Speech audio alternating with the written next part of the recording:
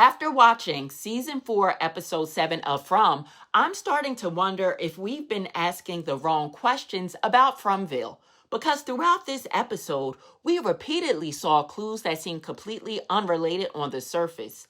A collection of human teeth, a disappearing photograph, a strange connection between Fatima and Smiley, and a conversation that may have revealed more about the nature of FROMVILLE than we realized. But the more I think about it, the more these clues seem to be pointing towards the same question. What if FROMVILLE isn't just controlling the people trapped inside it? What if the people trapped inside it are influencing FROMVILLE too?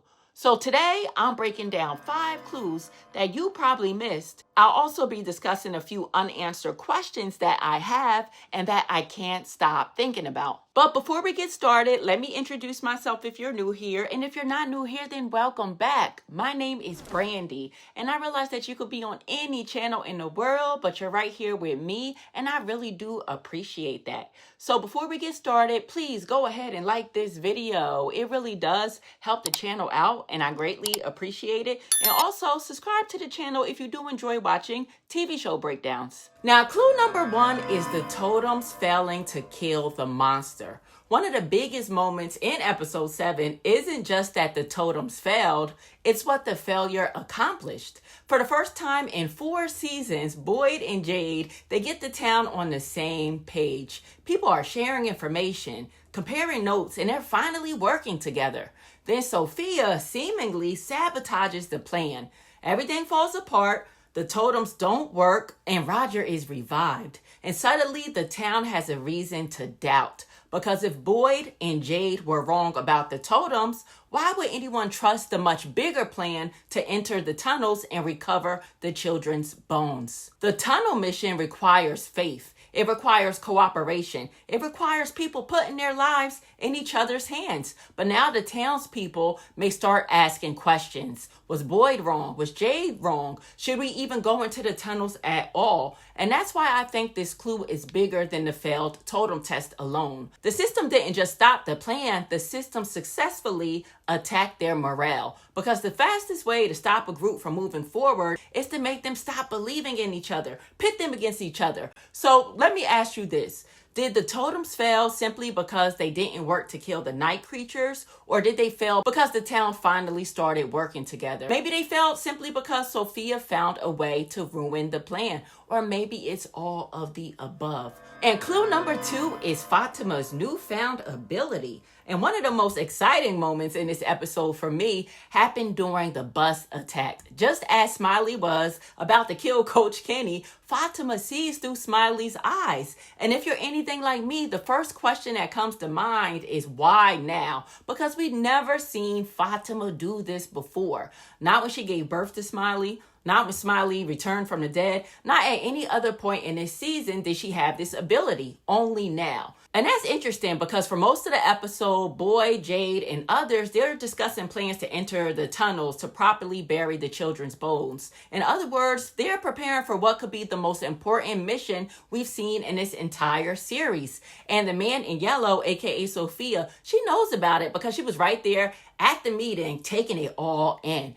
And after all of this discussion about the tunnels, all of the strategizing, Fatima suddenly develops a connection to Smiley that saves Kenny's life and that can possibly be an asset to help them move properly through those tunnels. So did Fatima simply discover a new ability or was she given one? Think about it. If the town is planning to enter the tunnels, who would be the perfect guide? Right now, it would be Fatima, someone that's connected to the monsters, connected to the town, somebody that everybody trusts, and somebody that's able to see things that others can't. Somebody exactly like Fatima. But here's where things get suspicious.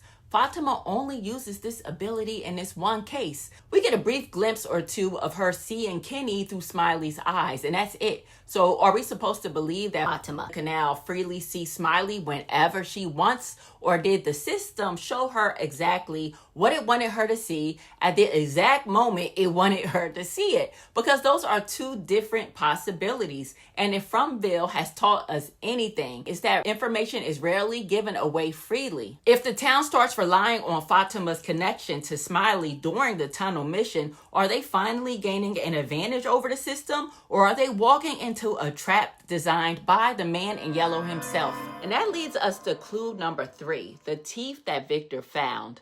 Victor finds a pouch of human teeth inside the man in yellow's brown car.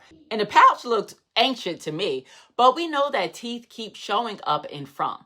Fatima's tooth came out when she was pregnant. They found a tooth in Smiley's pocket when they killed him. And most importantly, we witnessed Sophia kill the priest and take his tooth. Now the man in yellow is carrying around a collection of human teeth from a collection of people he probably personally silenced, just like the priest. But why teeth? Because teeth are one of the few parts of the body that survive long after death. And that immediately makes me think of the children's bones as well, because this entire episode, again, is about the town preparing to recover the children's remains and finally give them a proper burial. So why are we also being shown a pouch of human teeth? That feels like a parallel to me.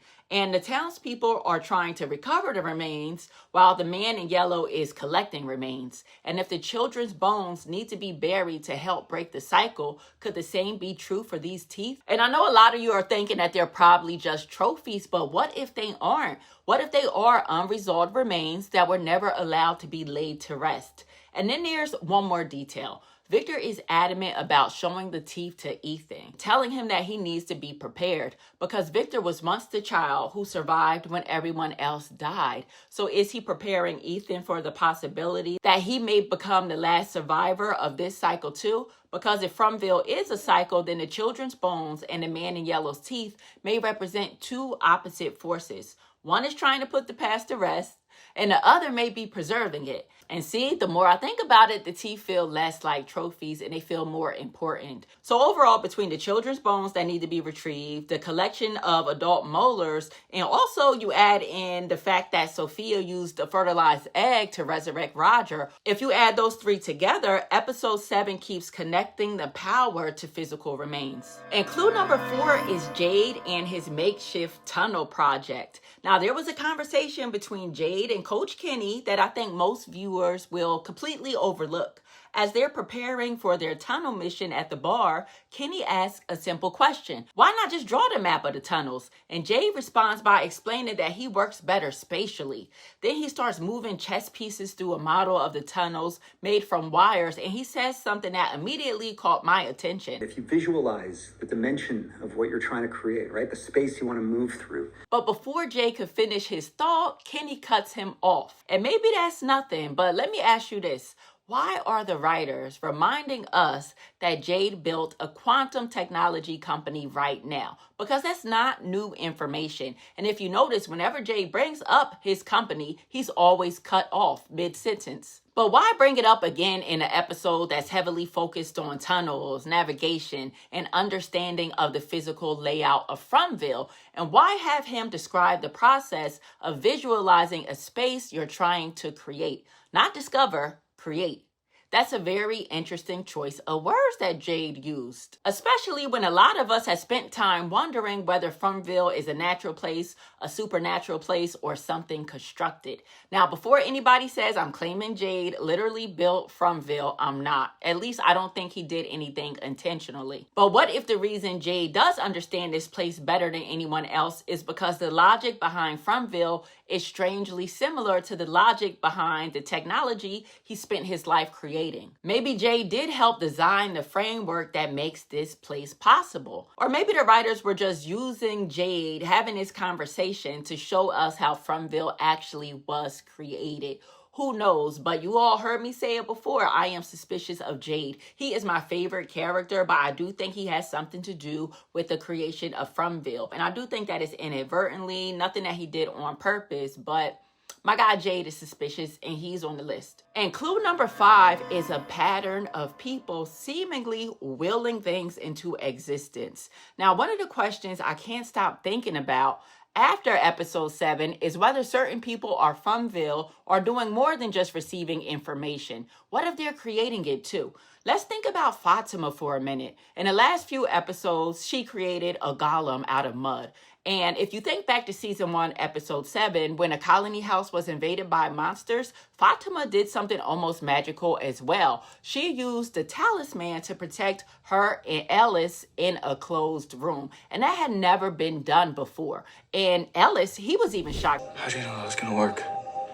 I didn't. Now, in this episode, with the assistance of the golem that she created, she was able to look through Smiley's eyes and save Kenny by yelling out "stop" to Smiley. Again, something that seems almost impossible, almost magical. And as I mentioned on my last video, it seemed like Boyd was willing things into existence too. He got Donna's heart to start beating again. He found a hidden door that nobody thought was there when he used a hammer and broke down the wall. Now, am I saying that Boyd and Fatima are secretly creating reality? No, but I am asking whether the writers are showing us a pattern, because we spent 4 seasons focusing on the ways FROMVILLE manipulates people, the voices, the visions, the dreams. But what if that's only half of the equation?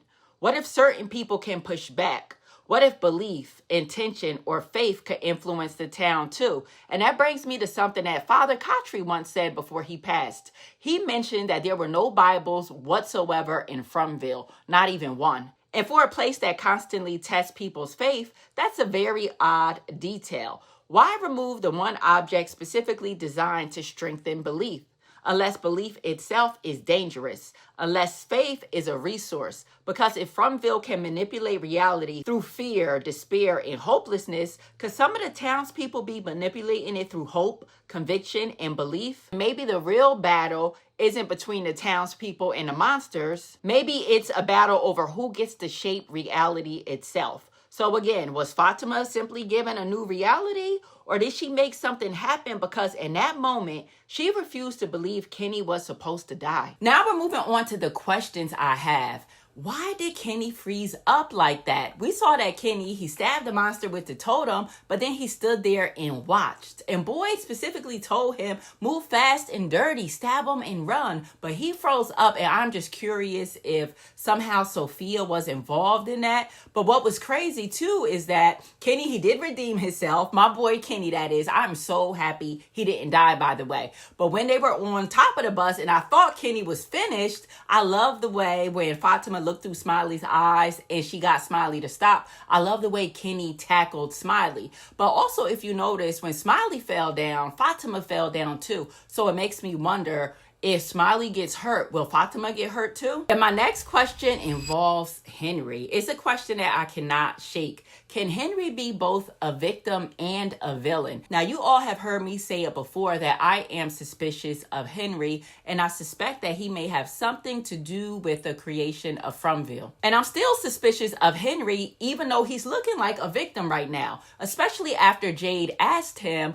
what did he do before he got trapped in FROMVILLE? And Henry replies, I did the same thing that I'm doing right now, nothing. And I thought that was a very convenient answer for Henry. And it just makes me wonder, what was his occupation before FROMVILLE? Because these mystery box shows, they do have a habit of making characters seem powerless right before revealing that they're much more important than they realized. And next question, me seeing that sealed off door again in this episode got me thinking about a few questions. First, like I said before, who sealed it? Somebody knew those tunnels existed and they made a conscious decision to cover them so nobody can access it. But it also got me thinking about what kind of structure could be built on top of tunnels or caves. Now, when I did my Google searches, it tells me that tunnels have existed beneath churches, hospitals, government buildings, schools, orphanages, prisons, and even large estates. And if it's highly unlikely that Colony House was the original structure, then what was the original home or structure that was built on top of these caves? Because if we could figure out what was supposed to be above these tunnels, we might be able to get one step closer to figuring out what FROMVILLE actually was before it became the place that we know today. And my last question, what is wrong with Tabitha. She is really getting on my nerves again. I go in and out of liking Tabitha and not liking her. But on this episode, after Victor found the pouch of teeth in the man in yellow's car, and he attempts to talk to Ethan to give him a warning, and Tabitha stops him, I'm like, whoa, Tabitha, Victor is not the one you want to stop from talking, because it's very hard to get Victor to cough up details and to tell everybody things that he knows. So when she stopped him, I mean, I get it. I'm a mom too, so maybe she didn't want Ethan to see the teeth. But when I thought about it, Ethan has seen way worse than teeth. He has seen his own father hanging upside down, sliced in half in the barnyard. So I really do not think that Tabitha should have stopped Victor at that point, especially if he was trying to give them a warning. But that's all I got for today, guys. What an amazing episode. This probably was one of my favorite From episodes as well. But if you made it this far in the video, please do me a favor. Drop me down a white heart below. And as always, let me know what other shows that you're watching. I am covering Widow's Bay as well. And I will be covering the next season of Silo on July 3rd. And also, let me know what clues or theories you have at this point. Was your heart beating fast when you saw Kenny about to die? Were you mad at Boyd because he told Sophia all of the plans? Let me know all of your thoughts. I read all of your comments, and I do try to respond to each and every one of them. But until I see you guys next time, make sure you stay safe out there. Peace.